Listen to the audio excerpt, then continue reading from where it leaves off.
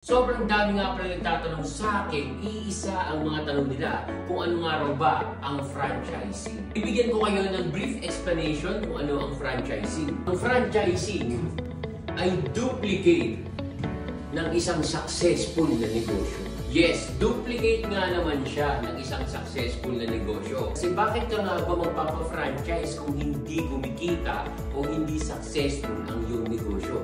Para mo lang pinakalat ang iyong pagkalugi. So madaling salita, kung hindi successful ang iyong negosyo, wag na wag mong ipapa-franchise dahil wag na wag mong duplicate ang pagkalugi nito. Pasok na pasok ang franchising business para sa mga tamad na gumawa ng sistema, gusto ng instant business o all-in-one na ika nga sistema, may proven system, na mayroong branding, nakilala na yung pangalan ng business ninyo, pasok sa inyo ang franchising business. Pero i-make sure ninyo na kapag mag-franchise kayo, yung totoong profitable talaga. Hindi yung sikat lang dahil may artista, may vlogger, sikat lang marami like sa Facebook, sa TikTok. Unang-una aalamin ninyo, bakit nga ba kayo nagsimula? Siyempre dahil para mag-negosyo, hindi para magpasikat.